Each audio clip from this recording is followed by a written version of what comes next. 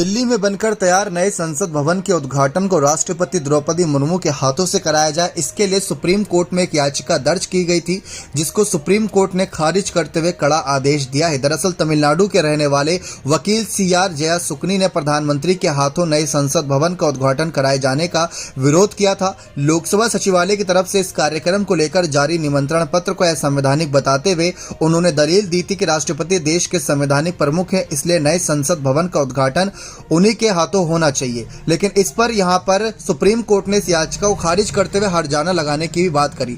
दरअसल supreme court की अवकाशकालीन bench के जस्टिस जे.के. महेश्वरी और पी.एस. नरसिम्हा की बेंच के सामने यह मामला लगा। जजों ने शुरू में ही पूछा कि इस तरह की याचिका को हर्जाना लगाते हुए खारिज क्यों नहीं करना चाहिए। इस पर वकील ने अपनी बात रखने की अनुमति मांगी। जजों ने उनसे कहा कि आप अपनी बात रखिए। याचिकाकर्ता ने कहा कि राष्ट्रपति देश के संवैधानिक प्रमुख हैं, जबकि संविधान के अनुच्छेद 79 में यानी 79 में संसद का जो गठन बताया गया उसके 3 हिस्से हैं, राष्ट्रपति, लोकसभा और राज्यसभा।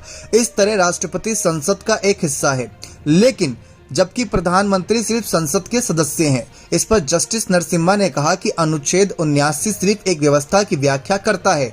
इसमें कहीं पर भी ये बात नहीं लिखी गई, ना ही इस बात का अनिवार्यता दी गई कि कोई उद्घाटन भी राष्ट्रपति के हाथों से ही करवाना जरूरी है। तो ये बात कहते हुए याचिका खारिज कर दी गई।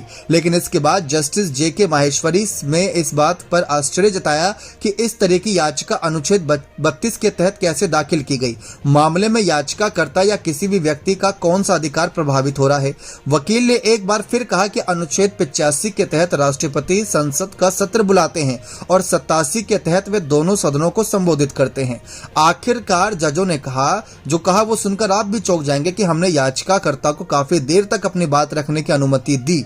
वे ये साबित नहीं कर पा रहे हैं कि मामले में सुप्रीम कोर्ट को दखल क्यों देना चाहिए। संविधान के जिन अनुच्छेदों का उल्लेख उन्होंने किया, उनसे कहीं भी ये बात साबित नहीं होती कि किसी इमारत का उद्घाटन राष्ट्रपति को ही करना चाहिए। ये बात साफ कर दी गई। इसके बाद जजों ने याचिका खारिज करने का आदेश लिखवाना शुरू किया। तब याचिकाकर्ता ने अनुरोध किया कि उन्हें याचिका वापस लेने की अनुमति दी जाए।